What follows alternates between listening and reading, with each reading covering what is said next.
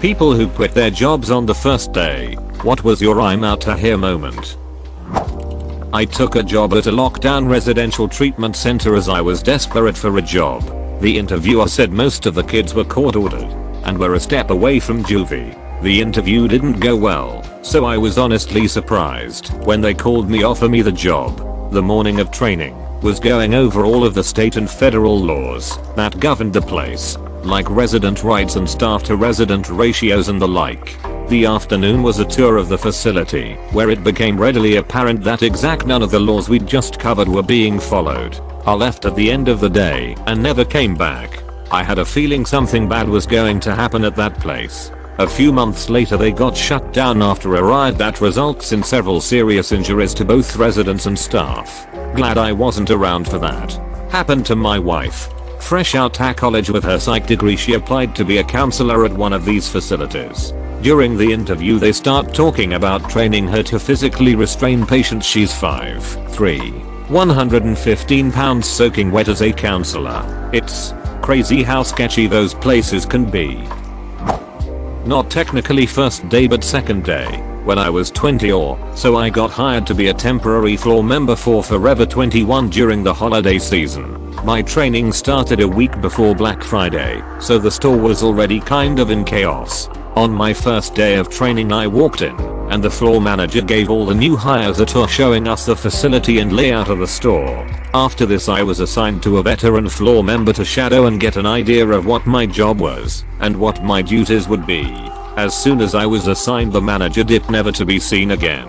An hour and a half into my shift my shadowee got an emergency family call and had to take off for a week. When this happened I found some other floor manager and explained the situation and asked them who else I should shadow. The manager's response was, just do what you can by yourself, you'll be fine.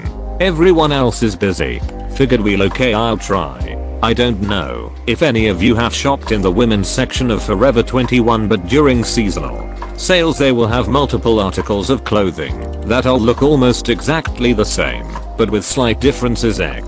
A white cardigan with 4 buttons that looked literally the same as a white cardigan with 5 buttons. The best part was these different items were often placed in completely separate parts of the store, and it was the job of the dressing room to return the unpurchased items to the correct section, so the employees could put them back on the shelves. Well, these employees ducking sucked, and I didn't know if they were a part of my section or not, so I'd spend a ridiculous amount of time trying to find where they go before realizing, wait, this isn't even my section. I've checked literally every rack, so I'd put it back on the sorting rack and move to the next item.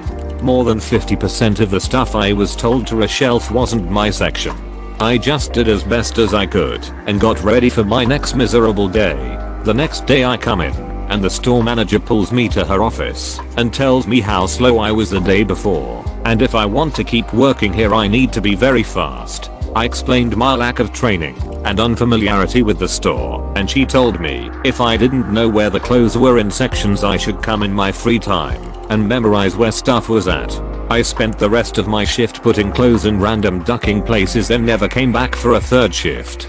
Duck that place and their management. I worked a seasonal floor position at Forever 22 too. The store was always a mess, and it was rearranged every week. No one knows where anything goes. I just put things together that looked roughly the same, since it was all gonna get shuffled to shit in an hour anyway. I quit when I got the flu, and they said if I didn't get a doctor's note it would be a red mark in my file. I said, no a-hole here. You don't give me health insurance and I'm not in kindergarten.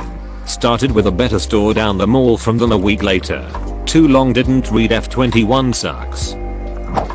My first internship was at a Brazilian teen detention center. It's akin to a prison, but Brazilian law has some distinctions between crimes committed while as an adult or as a teenager. Teens go through socio-educational measures. I was walking through a courtyard with my supervisor when some doctors came running, flailing their arms and screaming, while officers came running from the opposite direction. I get pulled by my supervisor, who just tells me to run back to our office. These teens as young as 12 had escaped their block. A few minutes later an officer comes knocking on the doors of the offices and yelling for everyone to run outside because a fire had broken out. Some of the teens had set mattresses on fire in their cells. I didn't really know out. My teacher did, she hadn't even been there that day, so I was forced by the university to choose another place to intern at. Oh well.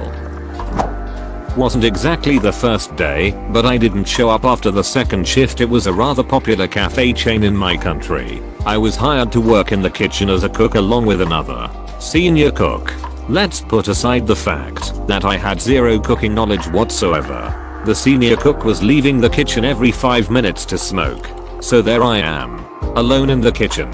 Orders are printing fast, and I'm standing there not sure what to do first. And the waitress comes over yelling at me to cook shit I don't have any business cooking. Definitely not on my own. Later on, the senior cook told me they had at least 2 rats running around the kitchen. Showed me they pooped on a plate. I never came back, and I'm glad the place got shut down. I used to work at a craft store as a cashier, but quit when I moved. Ended up going back a couple years later to make some extra cash, but this time in the framing department. During the interview they swore up and down I would only ever be a backup cashier because I said I refused to have full cashier shifts. First shift after interview is listed as framing, but I'm put on cash and told that actually most of my shifts would be cash since they'd found someone else for framing. I spent the next 6 hours giving everyone who came to my register 20% off of everything and then never went back. I was 17 and working precast concrete. Refused to use a rusted to shit ladder. Supervisor called me a pussy. Got up about 7 rungs before his foot went through one. Heard his foot snap as he fell. I called an ambulance and walked to my car in the parking lot. Summer job working for a landscape architect. Got to the job site and he asked me to dig a hole in some rocky dirt. I asked for a shovel. He didn't have one. I asked for a hand spade. He didn't have one. He told me to just dig the hole with my bare hands, and then he drove off to another site leaving me completely alone. I dug for a little bit and then said duck this and left. Had the job specified that I needed to supply my own tools I called, but it didn't, and I wasn't going to work for somebody that expected folks to dig through hard, rocky soil with their hands. On the first day of working at Amazon warehouse, the managers broke down to everyone how a 15-minute break works there. Walking to the break room is 2 minutes. 10 minutes of actual break, and then 2 minutes to go back to your stations. It took me 2 minutes to walk to my car, and I took a forever break. When I burned my hands all night on the 2 hot plates as a food runner, they wouldn't let me use towels to carry them and said I just had to get used to it. Nope. I was a cashier at Lowe's during college for less than a full day. I made it through the multiple day training, but there was so much stupid shit going on I almost thought I was on a hidden camera show. All of the employees complained about how hard they had to work, while simultaneously not getting enough hours. Nobody understood why they were hiring like 4 new people. I was one of those 4. Turns out it's because they were progressing through a sexual harassment complaint that required restructuring of the store and firing of some employees. This was known to our and explained to new hires against company policy, but wasn't known to the employees, apparently some of whom still worked there, including the ducking person doing the training. She was really inappropriate and said not to worry about the sexual harassment stuff, that everything would go back to normal soon enough and we wouldn't have to be so uptight. They fired her the day before I started, along with one of the cashiers who trained me. She also offered me terrible guidance for the application process. They were looking for part-time help, and 2 of the 3 days they needed help on I had off from school. I told them I could work nights most nights, but if they needed daytime help it had to be on those days. She said if I was too restrictive they wouldn't keep me on. Lied to my boss about my availability to make me even more attractive than I already was, wink, and told me to schmoz them a bit and I'd make it further. She said in the end it wouldn't impact anything and I'd get those days. My first week's schedule I was working mornings every day that I was in school, and I wasn't given any hours on my days off, aside from the fact that I was given 2 times the hours the position called for when other employees were shorted.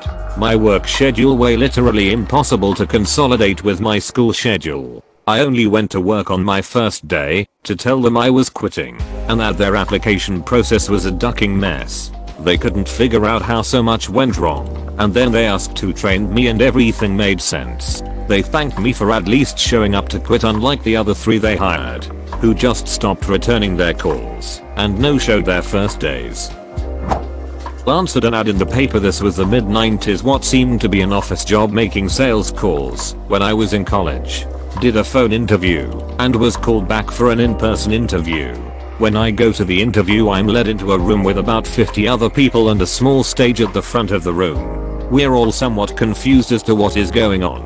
Finally, a guy gets on the stage and informs us that we've been selected for the opportunity to sell Cutco. Me and 2/3 of the rest stood up and walked out. I noped out of an interview one time, thanked them at the end, and said it wasn't for me. Those interviewing, management level folks, started arguing with each other in front of me during the interview. I figured, if this is the vibe at the management level, then I sure as heck don't want to be your employee. A long time ago, not long after getting my papers as a chef, I had an interview at a hotel for a position in the kitchen. The executive chef and I chatted in his office for about 20 minutes. At the time, I remember him coming off as very arrogant, which is quite common in this field. I didn't think much of it at the time, as the pay was decent and the shift was what I wanted. As I was leaving his office, I turned to leave through the dining room the way I had come in, which was closed at the time. It was another hour or so before service started, and he says to me, "No, not that way. Go through the kitchen. You're not good enough to go through the dining room." I was so surprised by what he said, I just did what he asked without a word. Later on, after I had got home, I phoned him up and said that after having a close look, I decided that his menu wasn't good enough and that I wouldn't be accepting his offer. I felt the sear from here. Restaurant. Swept under my station when we were closing. Giant brown pile came out with broom from under low boy fridge. Pile began to scatter. It was hundreds of roaches. Never returned. I got hired at a very small knockoff dollar store in an old, failing mall. The owner was foreign with a very thick accent. He told me I'd get 6 an hour, but neglected to mention it was under the table. I spent about an hour stocking the very overly cluttered shelves before I was told to get more chips out of the back storage area. I walk back there and there's about a dozen men sitting on boxes, all crammed into a small back room. I asked where the chips were, and these guys all glared at me. They started speaking in another language and rapidly motioned towards me. Then one guy got up and asked what I needed. I told him I was supposed to get a box of chips, and he got a box out of the pile and handed it to me. The entire time these guys are all staring at me. Everything back there looked shady as all heck, and it was very uncomfortable. A while later, I had to use the restroom, which was also in the back. These guys all just wordlessly glared at me while I went into the woman's restroom. While I was in the restroom, someone tried to open the door. I was the only woman there. The owner told me he wanted me to come back that night late in the evening, well after the mall closed. I didn't show up. I came in the next morning and lied about why I couldn't work there. He still gave me the few bucks from what little time I did work. I don't know what in the heck that guy had going on there, and I didn't want to find out. Edit forgot to add in the best part. I was 18 and this was supposed to have been my first job. My first ever job. I was 13 and I would be delivering phone books from the back of a van through people's letterboxes. So I'd be in the back of the van with the phone books, and there was an older guy driving slowly while I went back and forth to the van houses with the books. At one point the van was getting quite empty, so there was more space to move around, and we had finished the delivery in the street we were paid to deliver to, and he drove to another. While driving there he drove, let's say, aggressively, and I fell inside the back where the books were. I wasn't sitting in a seat as the van had no seats in the back. As I put my hand out to steady myself, I accidentally laid it across the portable radio that had its antenna extended, but the antenna was also broken halfway and razor sharp. It sliced the palm of my hand clean open 3-4 inches. I can only describe what I saw as gruesome. I said to him to pull the van over, and I needed help. He saw my hand and just threw me a plastic bag, the kind you'd get at a supermarket, and told me to wrap my hand in it. Then he continued with the deliveries. At least he delivered the remaining books himself. I should have been taken to a hospital or at least home to my parents. I quit after that and never showed up again. As you can imagine, my parents were quite angry at him. 2 times. Once I applied for and got a telemarketing job. I didn't know what it entailed. After an hour I knew it was a terrible fit. Auto-dialing people during their dinners. Trying to sell them stuff they didn't want. Reading a horrible script while sitting in a soulless grey cubicle. I got up, went to the manager, apologized and said it wasn't a good fit for me. He seemed understanding. Another time I attended a make easy money at this job seminar, and it turns out it was selling knives door to door. I don't know if I technically quit or just noped out at the end of it. I answered an ad for a babysitting job. I was already working on a casual basis, but it was sporadic, so I thought some after hours babysitting would be welcome extra cash. The couple were both in the military and proceeded to tell me that I would be staying in the spare room and looking after their 6-month-old child around the clock as well as doing the housework. I would have 1 day off every 2 weeks. They said it is cash in hand, so I could sign on to the unemployment benefit to make up the rest of the money. I left on the spot. They wanted a live-in housemaid and nanny, not a babysitter, and they were not able to pay for one. Why they thought it was up to me to illegally collect the dole to subsidize them, I don't know. Applied for a job at my longtime favorite restaurant, celebrated my birthday there every year. Owner asks me to come in for basically a tryout. As I communicated, I was looking at other job possibilities. I come in and they just stick me on dishwashing for an hour. No biggie. Then their dishwasher doesn't show up, so the kitchen manager asks me to stay one for their lunch rush. Say I'll get paid for the hours. I do. Kitchen staff was nice, so I was happy to help out, even though I figured I'd be taking a different job. I fill out a time card at the end of the shift and tell the manager I probably won't be back. He understands and thanks me for the help. Fast forward a couple weeks and he tells me to email the owner after I ask him if I should pick up my measly paycheck. I do. She basically tells me to duck off over text. Tells me it was staging and that she told me I won't be paid. I respond that I understand that, but that I stayed an extra 3 hours which I was told I'd be paid for. She stops responding. I decide I want to be petty over the $40, so I get the Statwa Labor Department involved. Dude goes in there and makes her pay me for the hours including the first staging hour. Couple weeks later I got my $40. Never went back to that restaurant. Edit. Firstly, petty is not how I see it 2 years later. I'm very glad I did this, and sharing the story with others in my city. I learned this practice was very common with local restaurants. Hopefully others learn to stand up for their labor too from my small experience. Secondly, this restaurant closed down a couple weeks after I got that paycheck. The owner made a long-winded complaint on the FB page about how the food culture had changed in the city and her restaurant didn't fit in anymore. Total bullshit. They were always popular. Most people theorized the terrible mismanagement and employee abuse had caught up to her. I was a waitress. The only waitress at a just opened diner. The boss didn't have me sign any paperwork. Everything was under the table. But that wasn't what made me quit at the end of the night. In order to get me where he wanted me to go, he would pinch my skirt at my upper thigh. Not quite the butt but very close. And pull me around like it was a leash. Needed me in the kitchen. Rather than call me, he would come out, pinch my skirt and pull to the kitchen. Needed me at the cash machine. Again. Come over to wherever I was. Didn't matter if I was serving a customer. And would grab my skirt to pull me.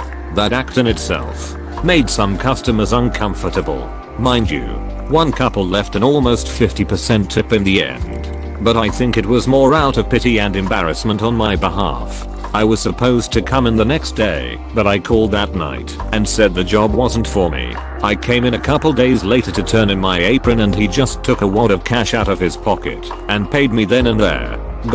He was creepy. I think it was a smart move to quit.